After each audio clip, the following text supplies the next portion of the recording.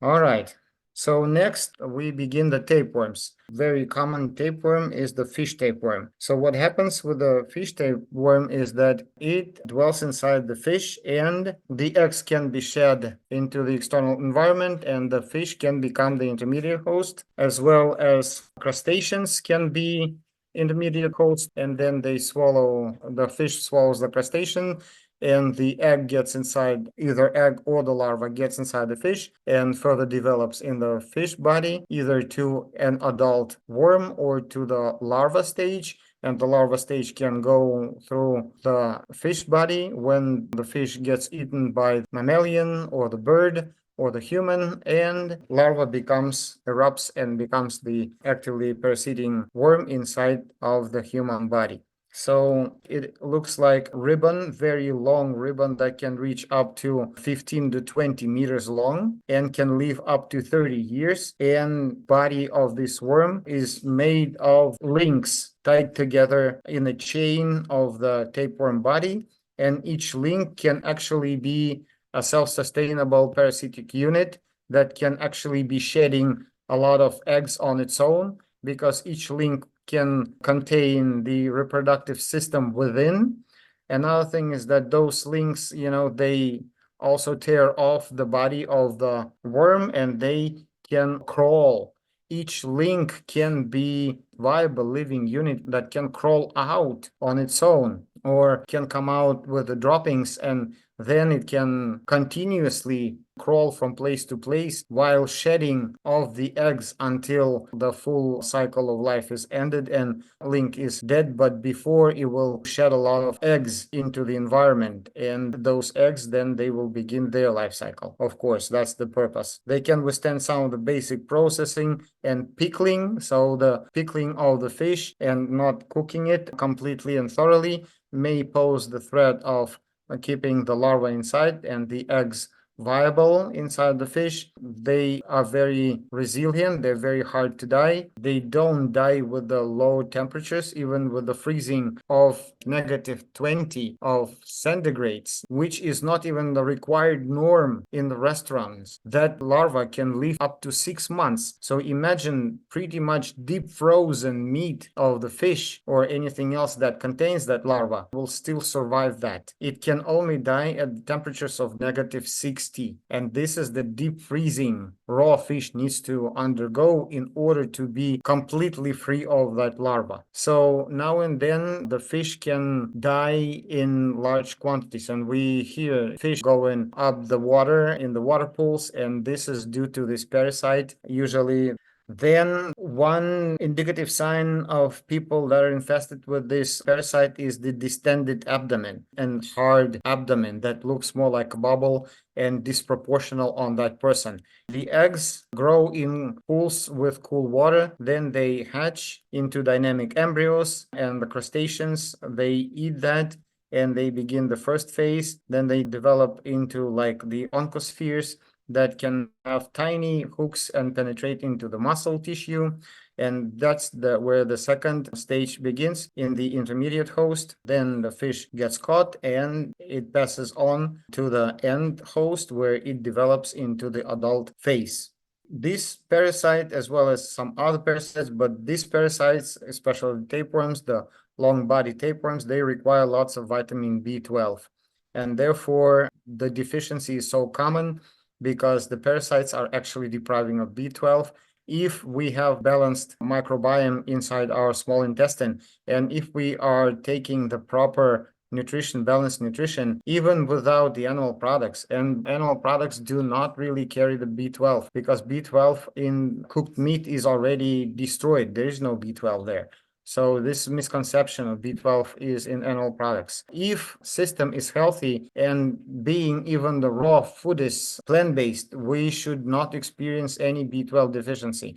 That comes when the parasites are depriving us of this vitamin. That's the most common cause of this. Well, again, we would have to really be concerned whether the microbiome is balanced due to improper nutrition or due to the presence of some parasitic invasion or other microbiome problems like other biotic invasions, conditional pathogenic bacteria and such. So there can be multiple tapeworms inside one host. Sometimes it requires surgery because these encapsulated larvae go into brain, for example, lodge there. There is no way to get it out other than the surgery, especially if the capsules calcifies. Nothing can affect it.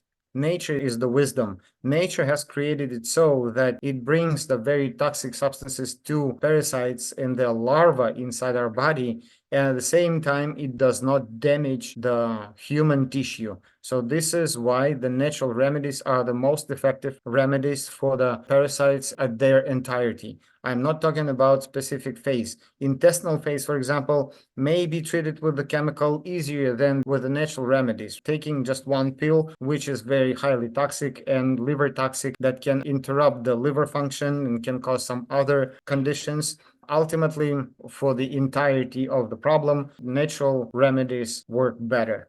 Any parasite in larva stage will cause the specific symptoms of that system where the larva is nesting, okay, and where it's hatching. Either it's the respiratory system, neurological system, GI tract, liver, anywhere there would be the signs and symptoms accompanied with the general symptomology of weakness, temperature, toxemia. Those parasites will do that in the larva stage. And then the intestinal phase, where manifestations could be a little different and they will be more related to GI problem. Sometimes it's really hard to establish whether it's the parasite. Parasites will do anything to go unnoticed, and they're masters of disguise. And only by really specific symptoms like grinding of the teeth and maybe salivating during the night or choking episodes or severe allergy, neurodermatitis, things like that. And even though they may also fall into the general categories of conditions, that still could be very particular because they would be long-standing and hardly treatable. And then that actually should trigger you thinking of parasites and start investigating that.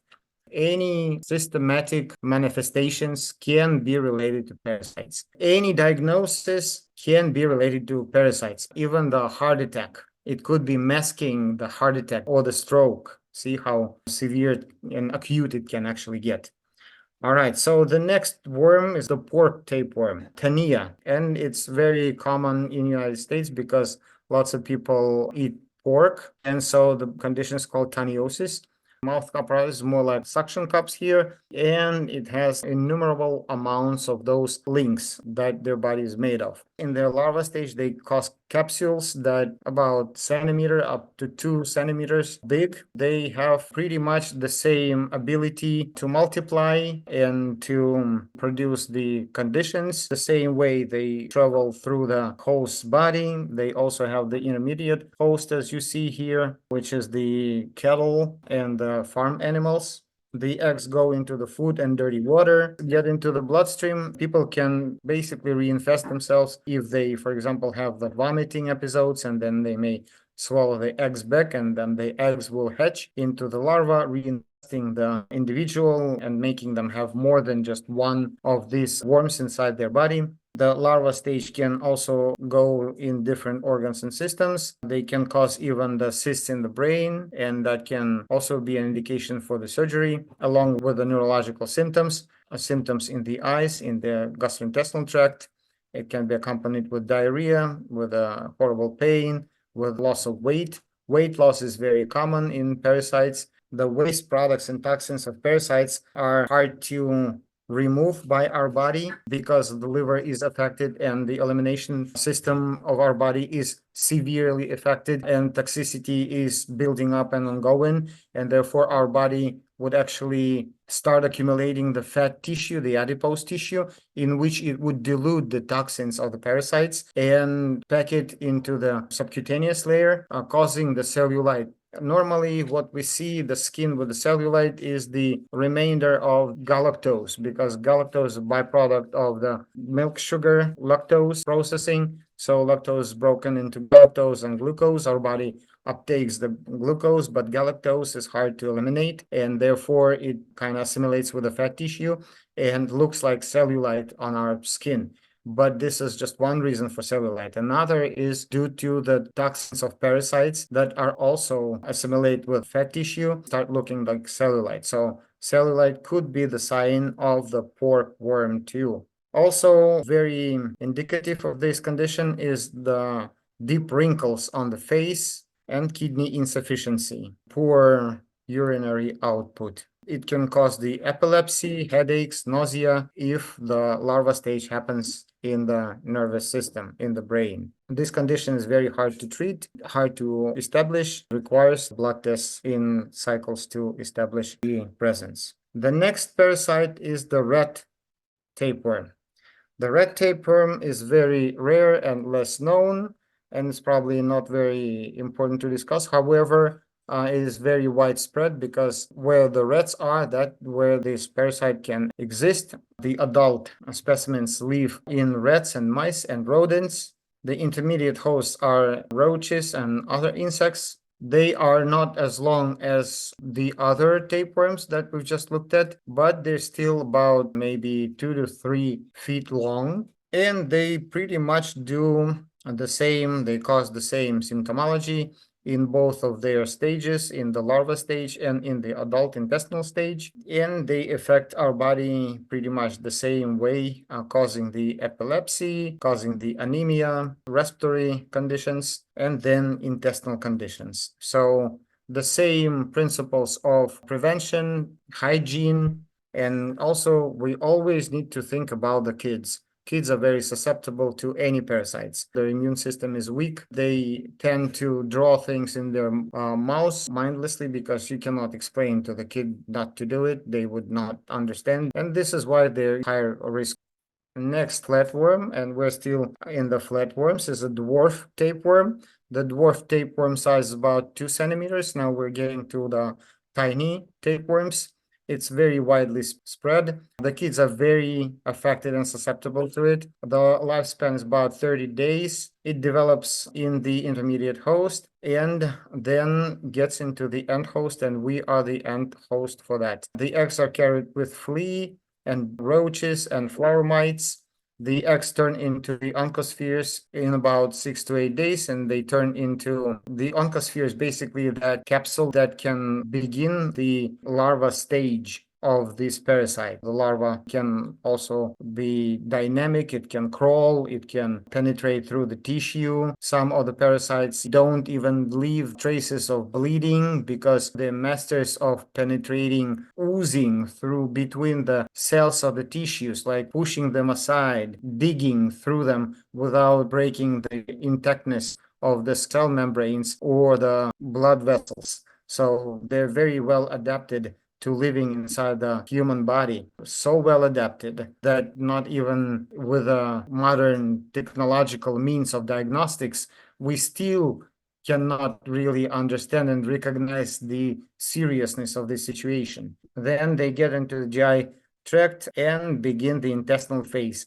They hook to the intestinal wall and cause GI manifestations, the liver manifestations, the vomiting, headaches, and anemia, deprivation of nutrients, hepatitis-like symptoms. They also cause, in the larva stage, they cause the neurological symptoms like seizures, headaches. The blood test will show high white blood cells count. Now, in the cycles, the eggs can be detected in the stool too, but that takes like cycles of repetitive diagnostics. Dwarf tapeworm, as well as like pretty much any other tapeworm, needs to also have the repetitive therapeutic approaches in order to assure no chance for reinfestation. However, there's never a guarantee, because even if you've done your best to deworm and disinfect and get them out of the body, and you're certain, you're 100% sure that you don't have parasites, there is no guarantee that in a month or two, or even shorter than that,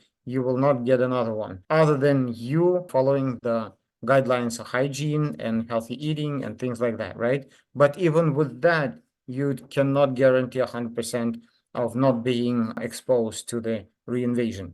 One very particular sign of the dwarf tapeworm is the papilloma-like growth on the skin. The larva can grow inside the skin tissue, and produce the papilloma-like bumps on the skin. Those can be multiple. That can be an indicator of the dwarf tapeworm. The next one is the beef tapeworm. It's a long one, and it has about 2,000 links in its body, and it attaches to the small intestine, attaches with the 4 suctions on its head. Each link is fully self-sustainable and viable and capable of reproduction. Coprology can show the presence of the stool matter, can show the presence in cycles again, as well as the blood test. Links do the same thing that they do with the broad tapeworm. They tear off, they crawl outside, and they can reproduce the eggs even while being in the external environment. Their intermediate host is cows and bulls, and maybe some other mammalian farm animals. They cause the same set of symptoms during the larva stage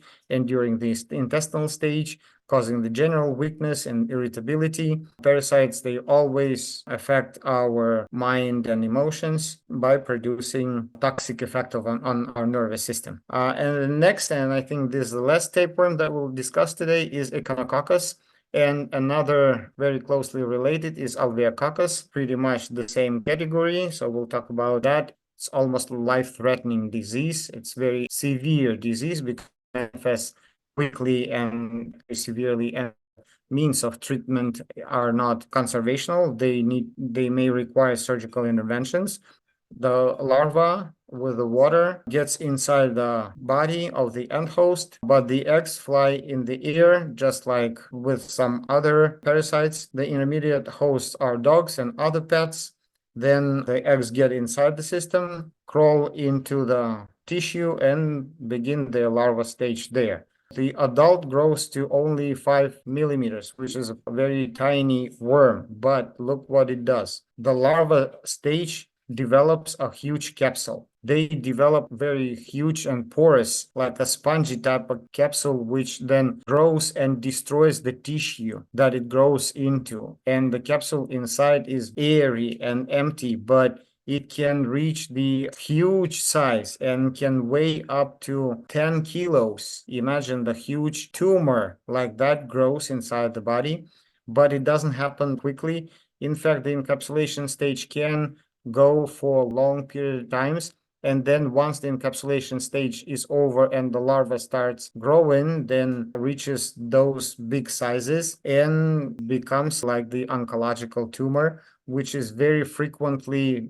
mistaken for oncological condition, and then being surgically treated as such. That doesn't really do anything because these larvae and eggs, they are very capable of metastasizing, and the larva stage behaves pretty much like the oncological condition would behave, spreading the same way, encapsulating, growing to that size. That then requires really the surgical intervention. For this condition, even the special surgical methodology created, and even the specific chemotherapy regimen is created for only that condition, because after the surgery, which does not guarantee the full cure of this parasite, I've seen these larvae in the meats of the animals, even back years ago, that have these capsules, growing capsules, and the sight is really terrible. And that can reach the humongous sizes, like I said, and will only require specific intervention, surgical intervention with a consequent chemotherapy. And we're talking about by the standard protocols, right? This is how they treat it. All the organs can be affected: lungs, liver, kidney. It can even grow inside the bones, the porous bones, can destroy the bone even. It can grow in the brain, neurological system, and inside the eyeball, of course. This is where parasites all love to nest. All animals can be carriers, rodents. Mostly the dogs are carriers. So dogs, again, take care of our dogs. Eggs, very resilient. Eggs develop into larvae, and through the small intestine, they get into the bloodstream and to different organs that I already mentioned. Distended abdomen, that's another sign. And the gas production, GI symptoms, severe GI symptoms, heaviness. It can be also pus formation, develop severe allergies, skin itchiness. It can also cause the body deformations. These big capsules and larvae, they can deform the body. Even the rib cage can be deformed due to that. Need to do the blood test for the immune cells, the IgG blood test, RX, which is the X-ray, can also show the presence of it can show the presence of these parasites. So this is why it is considered to be acute and very life-threatening condition. Okay. The next one is Schistosoma. This is already in fluke worms. Yes, we are in fluke worms. If you find this video helpful, please give it a like, share it with your family and friends, subscribe to our channel, and get notifications. Also, leave a comment of at least 8 words. Comments make difference.